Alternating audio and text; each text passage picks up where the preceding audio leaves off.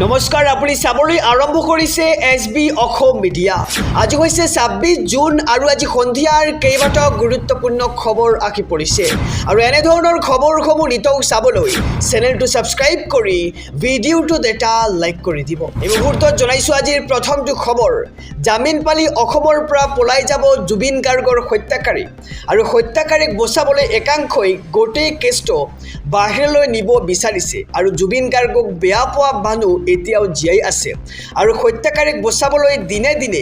দিনে ৰাতি চেষ্টা কৰি আছে একাংশই আৰু এইবাৰ বিস্ফোৰক মন্তব্য কৰিছে জুবিন গাৰ্গৰ বন্ধু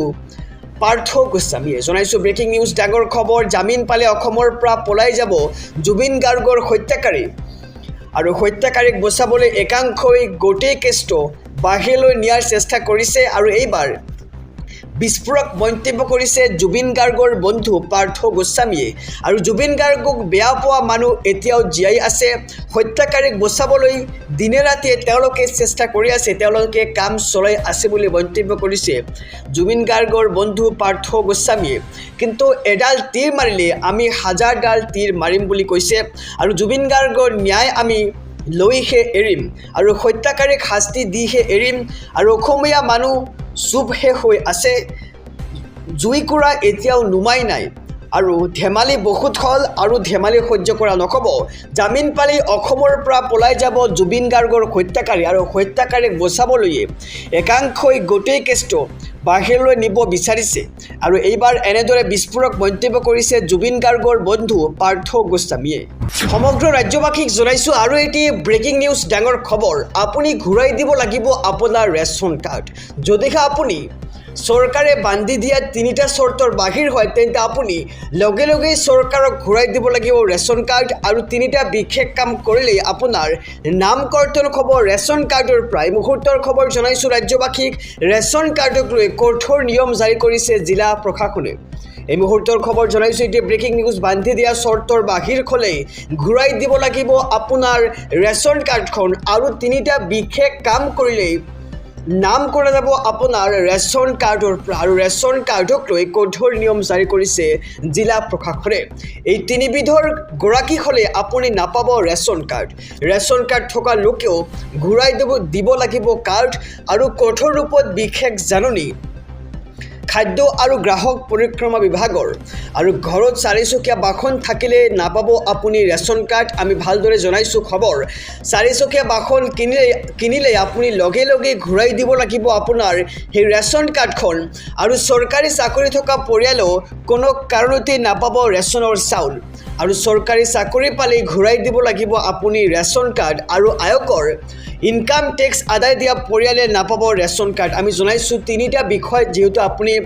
মানি চলিব লাগিব। যদিহে আপুনি 4চকীয়া বাহন কিনে, তাৰপিছত চৰকাৰী চাকৰি পায় আৰু যদিহে আপুনি ইনকাম টেক্স অৰ্থাৎ কৰ আদায় কৰে তেন্তে আপুনি চৰকাৰক ঘূৰাই দিব লাগিব আপোনাৰ ৰেচন কাৰ্ডখন। আমি খবৰ জনাইছোঁ, ভালদৰে শুনিব।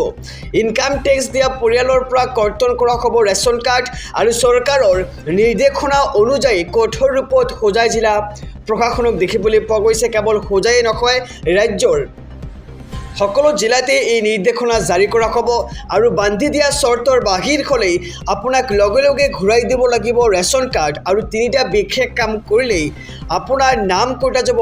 ৰেচন কাৰ্ডৰ পৰা। সমগ্ৰ ৰাজ্যবাসীক জনাইছোঁ আৰু এটি ব্ৰেকিং নিউজ, ডাঙৰ খবৰ। এতিয়াৰে পৰা লাইচেন্সৰ বাবে ড্ৰাইভিং টেষ্ট হ'ব বাধ্যতামূলক। দালালৰাজি নচলিব আৰু ড্ৰাইভিং লাইচেন্সক লৈ আহি গ'ল এক বৃহৎ SOP।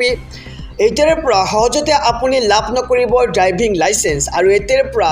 বাধ্যতামূলক হ'ব অনুজ্ঞাপত্ৰৰ বাবে ড্ৰাইভিং টেষ্ট আৰু ইপিনে অন্য জিলাৰ প্ৰাৰ্থীয়ে অন্য জিলাত দিব নোৱাৰিব ড্ৰাইভিং টেষ্ট। জনাইছোঁ এটি ব্ৰেকিং নিউজ, ডাঙৰ খবৰ। ড্ৰাইভিং লাইচেন্সক লৈ আহি গ'ল SOP। এতিয়াৰে পৰা সহজে নাপাব আপুনি ড্ৰাইভিং লাইচেন্স আৰু দ্বিতীয় অফিচত দালাল ৰাজ নচলিব এতিয়াৰে পৰা আৰু দ্বিতীয় অফিচ সম্পূৰ্ণৰূপে দালাল মুক্ত কৰা হ'ব। RTO অফিচতো নাথাকিব দালাল ৰাজ আৰু কঠোৰ নিৰ্দেশনা জাৰি মন্ত্ৰী চৰণ বড়োৰ আৰু চালকৰ অনুজ্ঞাপত্ৰৰ বাবে ড্ৰাইভিং টেষ্ট বাধ্যতামূলক কৰা হৈছে এতিয়াৰে পৰা আৰু এতিয়াৰে পৰা বাধ্যতামূলক হ'ব অনুজ্ঞাপত্ৰৰ বাবে ড্ৰাইভিং টেষ্ট। ইপিনে অন্য জিলাৰ প্ৰাৰ্থীয়ে অন্য জিলাত দিব নোৱাৰিব ড্ৰাইভিং টেষ্ট। বিগত সময়ত ড্ৰাইভিং টেষ্টৰ সময়ত বহু অভিযোগ উত্থাপন হৈছিল আৰু ইয়াৰ পিছতে কঠোৰ হৈছে পৰিবহণ মন্ত্ৰী চৰণ বড়ো আৰু অন্য জিলাৰ প্ৰাৰ্থীয়ে অন্য জিলাত দিব নোৱাৰিব ড্ৰাইভিং টেষ্ট আৰু ড্ৰাইভিং লাইচেন্স পাবলৈ পৰীক্ষা দিব লাগিব আবেদনকাৰীয়ে যি জিলাৰ বাসিন্দা সেই জিলাৰ পৰাহে ল'ব পাৰিব ড্ৰাইভিং লাইচেন্স আৰু বিভাগীয় মন্ত্ৰী চৰণ বড়োৱে নিজে গৈ পৰিদৰ্শন কৰিব অন্য জিলাৰ ড্ৰাইভিং টেষ্টসমূহ আৰু ড্ৰাইভিং টেষ্টৰ বাবে ট্ৰেক নথকা জিলাসমূহত ট্ৰেক নিৰ্মাণ কৰা হ'ব এতিয়াৰে পৰা সহজ নহ'ব ড্ৰাইভিং লাইচেন্স বনোৱাটো আৰু দ্বিতীয় অফিচত দালাল ৰাজ নচলিব এতিয়াৰে পৰা আৰু দ্বিতীয় অফিচ সম্পূৰ্ণৰূপে দালাল মুক্ত কৰা হ'ব এই মুহূৰ্তত জনাইছোঁ আৰু এটি ব্ৰেকিং নিউজ ডাঙৰ খবৰ ভেনিজুৱেলাত ভয়ংকৰ ভূমিকম্পৰ বিগ আপডেট আহি পৰিছে ভূমিকম্পৰ ফলত নিহতৰ সংখ্যা 235 জনলৈ বৃদ্ধি পাইছে মৃতকৰ সংখ্যা আৰু অধিক বৃদ্ধি পোৱাৰ আশংকা ঘনীভূত ৰাজধানী চহৰ কাৰাকাছৰ ধ্বংসস্তূপত এতিয়াও আবদ্ধ হৈ আছে বহু লোক আৰু চৰকাৰী তথ্য মতে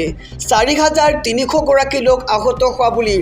তথ্য প্ৰকাশ পাইছে আৰু আহতসকলৰ ভিতৰত বহুকেইজনৰ অৱস্থা এতিয়াও সংকটজনক অৱস্থাত পোৱা গৈছে আৰু এনে পৰিপ্ৰেক্ষিততেই নিহতৰ সংখ্যা আৰু অধিক বৃদ্ধি পোৱাৰ আশংকা দেশখনলৈ বিভিন্ন ৰাষ্ট্ৰৰ পৰা আহিছে সাহায্যৰ সামগ্ৰী আৰু উদ্ধাৰকৰ্তাৰ দলো প্ৰেৰণ কৰিছে বহুকেইখন ৰাষ্ট্ৰই 7.2 আৰু 7.5 প্ৰাবল্যৰ দুটাকৈ ভূমিকম্পত বিধ্বস্ত হৈ পৰিছে ভেনিজুৱেলা সমগ্ৰ ৰাজ্যবাসীক জনাইছোঁ আৰু এটি ব্ৰেকিং নিউজ ডাঙৰ খবৰ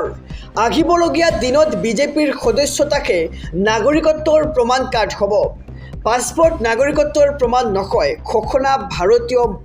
বৈদেশিক মন্ত্ৰালয়ৰ আৰু MEAৰ এই ঘোষণাৰ পিছতে হৰপ হৈ পৰিছে সাংসদ আছাদুদ্দিন ওৱেইছি যদি নাগৰিকত্ব পঞ্জীয়নৰ দ্বাৰা খেপায় তেন্তে কোটি কোটি লোকৰ কি হ'ব বুলি প্ৰশ্ন কৰিছে আছাদুদ্দিন ওৱেইছিয়ে আৰু পাছপোৰ্ট আধাৰ কাৰ্ড পান কাৰ্ডৰ যদি প্ৰমাণ পত্ৰ নহয় তেন্তে হয় কি কেন্দ্ৰীয় চৰকাৰক এইবাৰ কঠোৰ সমালোচনা আছাদুদ্দিন ওৱেইছিৰ জনাইছোঁ সমগ্ৰ ৰাজ্যবাসীক এটি ব্ৰেকিং নিউজ ডাঙৰ খবৰ পাছপোৰ্ট নাগৰিকত্বৰ প্ৰমাণ পত্ৰ নহয়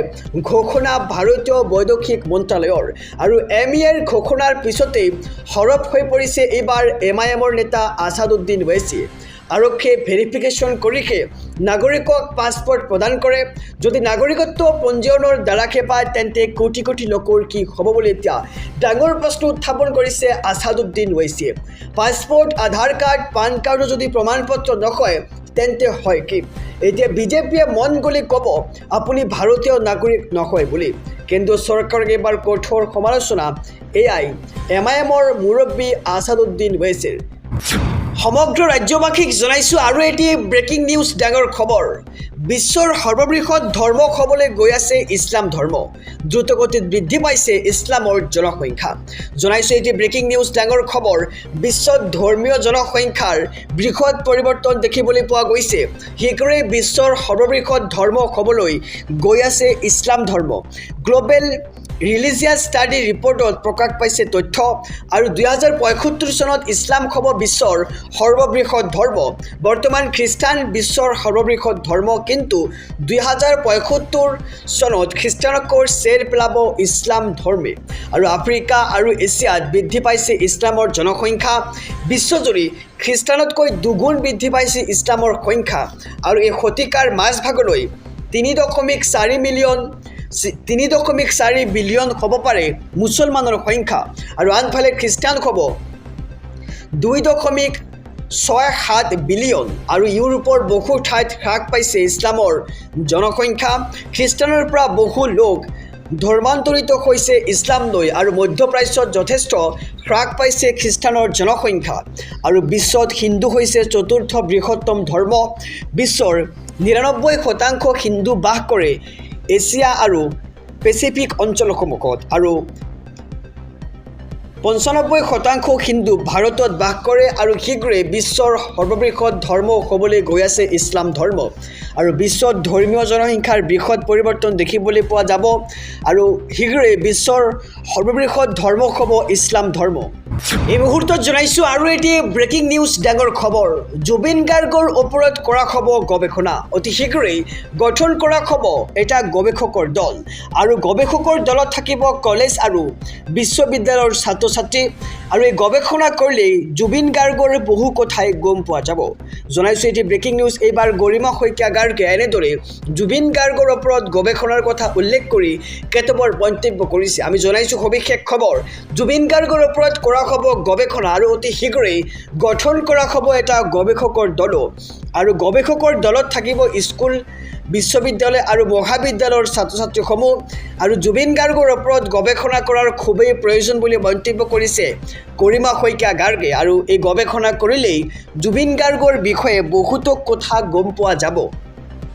আৰু ভৱিষ্যত প্ৰজন্মেও জুবিন গাৰ্গৰ কথা জানিবলৈ পাৰিব গৱেষণা কৰিলে এখন বায়োগ্ৰাফিও লিখিব পৰা যাব আৰু জুবিন গাৰ্গৰ গোটেই সমলবোৰ থাকিবলৈ হ'লে গৱেষণাৰ অত্যন্ত প্ৰয়োজন আৰু আমি এতিয়া মানসিকভাৱে সম্পূৰ্ণ সাজু হৈছোঁ মন্তব্য কৰিছে এইবাৰ জুবিন গাৰ্গৰ মৰমৰ পত্নী গৰিমা শইকীয়া গাৰ্গে আৰু জুবিন গাৰ্গৰ ওপৰত অতি শীঘ্ৰেই কৰা হ'ব এক গৱেষণা আৰু অতি শীঘ্ৰেই গঠন কৰা হ'ব এটা গৱেষকৰ দল আৰু গৱেষকৰ দলত থাকিব কলেজ বিশ্ববিদ্যালয় আৰু মহাবিদ্যালয়ৰ ছাত্ৰ ছাত্ৰীসমূহ আৰু জুবিন গাৰ্গৰ ওপৰত গৱেষণা কৰাৰ খুবেই প্ৰয়োজন আছে বুলি মন্তব্য কৰিছে গৰিমা শইকীয়া গাৰ্গে তেওঁ কৈছে যে এই গৱেষণা কৰিলেই জুবিন গাৰ্গৰ বিষয়ে বহু কথা গম পোৱা যাব আৰু জুবিন গাৰ্গৰ ওপৰত গৱেষণা কৰাটো অত্যন্ত প্ৰয়োজন বুলি মন্তব্য কৰিছে গৰিমা শইকীয়া গাৰ্গে সমগ্ৰ ৰাজ্যবাসীক জনাইছোঁ আৰু এটি ব্ৰেকিং নিউজ ডাঙৰ খবৰ এইবাৰ গৰজি উঠিল ৰাহুল গান্ধী CJPৰ প্ৰতিবাদক সমৰ্থন কৰি হুংকাৰ প্ৰদান কৰিছে ৰাহুল গান্ধীয়ে তেওঁ কৈছে যে ক্ষমা খুজি শিক্ষামন্ত্ৰী পদৰ পৰা পদত্যাগ কৰক ধৰ্মেন্দ্ৰ প্ৰধানে জনাইছোঁ এটি ব্ৰেকিং নিউজ দেশৰ কোটি কোটি শিক্ষাৰ্থীৰ ওচৰত ক্ষমা খোজক শিক্ষামন্ত্ৰীগৰাকীয়ে আৰু নৈতিক দায়িত্ব স্বীকাৰ কৰি পদত্যাগ কৰক শিক্ষামন্ত্ৰী ধৰ্মেন্দ্ৰ প্ৰধানে এনেদৰে এতিয়া বিস্ফোৰক মন্তব্য কৰিছে ৰাহুল গান্ধীয়ে জনাইছোঁ সবিশেষ খবৰ এইবাৰ CJPৰ প্ৰতিবাদক সমৰ্থন কৰি ৰাহুল গান্ধীৰ হুংকাৰ দিয়া দেখিবলৈ পোৱা গৈছে দেশৰ কোটি কোটি শিক্ষাৰ্থীৰ ওচৰত ক্ষমা খোজক শিক্ষামন্ত্ৰীয়ে আৰু নৈতিক দায়িত্ব স্বীকাৰ কৰি পদত্যাগ কৰক ধৰ্মেন্দ্ৰ প্ৰধানে আৰু দেশৰ শিক্ষা ব্যৱস্থা এক বেপাৰলৈ পৰিণত হৈছে বুলি এতিয়া বিস্ফোৰক মন্তব্য কৰিছে ৰাহুল গান্ধীয়ে মই কেতিয়াও শিক্ষা ব্যৱস্থাক এনেকুৱা হ'বলৈ নিদিওঁ বুলি মন্তব্য কৰিছে ৰাহুল গান্ধীয়ে আৰু দেশৰ সকলো শিক্ষাৰ্থীয়ে ভাল আৰু উন্নত শিক্ষা পাব লাগে আৰু শিক্ষামন্ত্ৰীয়ে দেশৰ শিক্ষাৰ্থী সমাজক আতংকবাদী আখ্যা দিছে আৰু একচত কেন্দ্ৰীয় শিক্ষামন্ত্ৰী ধৰ্মেন্দ্ৰ প্ৰধানক প্ৰত্যাহ্বান এইবাৰ ৰাহুল গান্ধীৰ ইফালে চণ্ডীগড়ত ধৰ্মেন্দ্ৰ প্ৰধান মুৰ্দাবাদ ধ্বনিৰে প্ৰতিবাদ NSUI কৰ্মীৰ আৰু ছাত্ৰক ন্যায় প্ৰদান আৰু শিক্ষামন্ত্ৰীৰ পদত্যাগৰ দাবী প্ৰতিবাদকাৰীসকলৰ আৰু CJPৰ প্ৰতিবাদক সমৰ্থন কৰি এইবাৰ ৰাহুল গান্ধীৰ হুংকাৰ দেখিবলৈ পোৱা গৈছে আমি জনাইছোঁ এটি ব্ৰেকিং নিউজ ডাঙৰ খবৰ দেশৰ কোটি কোটি শিক্ষাৰ্থীৰ ওচৰত ক্ষমা খোজক শিক্ষামন্ত্ৰী ধৰ্মেন্দ্ৰ প্ৰধানে আৰু নৈতিক দায়িত্ব স্বীকাৰ কৰি পদত্যাগ কৰক ধৰ্মেন্দ্ৰ প্ৰধানে এনেদৰে এতিয়া হুংকাৰ প্ৰদান কৰিছে কংগ্ৰেছৰ যুৱৰাজ ৰাহুল গান্ধী আৰু দেশৰ শিক্ষা ব্যৱস্থা এক বেপাৰলৈ পৰিণত হৈছে বুলি এতিয়া বিস্ফোৰক মন্তব্য কৰিছে ৰাহুল গান্ধীয়ে আৰু মই কেতিয়াও শিক্ষা ব্যৱস্থাক এনেকুৱা হ'বলৈ নিদিওঁ বুলি এক প্ৰকাৰ মন্তব্য কৰাৰ পৰিলক্ষিত হৈছে ৰাহুল গান্ধী সমগ্ৰ ৰাজ্যবাসীক জনাইছোঁ আৰু এটি ব্ৰেকিং নিউজ ডাঙৰ খবৰ তামিলনাডুৰ বিজয় থালাপতি চৰকাৰৰ এক নতুন আঁচনি নৱজাতক লৈ 1 গ্ৰামৰ সোণৰ আঙুঠি উপহাৰ দিব আৰু অহা 15 ছেপ্টেম্বৰৰ পৰা চৰকাৰে আৰম্ভ কৰিব এক নতুন আঁচনি আৰু নৱজাতকক সোণৰ আঙুঠি উপহাৰ হিচাপে দিব চৰকাৰখনে আৰু জন্ম হৈ সন্তানে লাভ কৰিব 1 গ্ৰামৰ সোণৰ আঙুঠি জনাইছোঁ এটি ব্ৰেকিং নিউজ ডাঙৰ খবৰ ইটোৰ পিছত সিটোৰ ডাঙৰ ঘোষণা কৰিছে তামিলনাডুৰ বিজয় থালাপতি চৰকাৰে আৰু এইবাৰ জন্ম হৈ সন্তানক প্ৰদান কৰিব 1 গ্ৰামৰ সোণৰ আঙুঠি আৰু নৱজাতকক সোণৰ আঙুঠি উপহাৰ হিচাপে দিব চৰকাৰখনে আৰু অহা 15 ছেপ্টেম্বৰৰ পৰা চৰকাৰে আৰম্ভ কৰিব এই নতুন অভিলাষী আঁচনিখন আৰু নতুন আঁচনিৰ অধীনত প্ৰতিটো নৱজাতকলৈ এই উপহাৰ প্ৰদান কৰিব তামিলনাডু চৰকাৰে আৰু তামিলনাডুৰ বিজয় থালাপতি চৰকাৰে কৰিলে এই ডাঙৰ ঘোষণা। বছৰি প্ৰায় 755.83 কোটি টকা আবণ্টন দিব চৰকাৰে আৰু পিতৃ মাতৃয়ে সন্তান প্ৰাপ্তিৰ স্মৃতিৰ চিন হিচাপে পাব এই আঙুঠিটো। আৰু মুখ্যমন্ত্ৰী বিজয় থালাপতিয়ে নৱজাতকক মামাক হিচাপে দিব এই বিশেষ উপহাৰ। অৱশ্যে চৰকাৰী হাস্পতালত প্ৰসৱ কৰা প্ৰসূতিয়েহে পাব এই সুবিধা আৰু আঁচনিৰ হিতাধিকাৰী হ'বলৈ প্ৰয়োজনীয় নথিপত্ৰ জমা দিব লাগিব অভিভাৱকে। আৰু জন্ম হৈ এতিয়াৰে পৰা সন্তানে লাভ কৰিব 1 গ্ৰামৰ সোণৰ আঙুঠি। নৱজাতকক সোণৰ আঙুঠি উপহাৰ হিচাপে দিব বিজয় থালাপতি চৰকাৰে আৰু 15 ছেপ্টেম্বৰৰ পৰাই চৰকাৰে আৰম্ভ কৰিব এই নতুন অভিলাষী আঁচনিখন।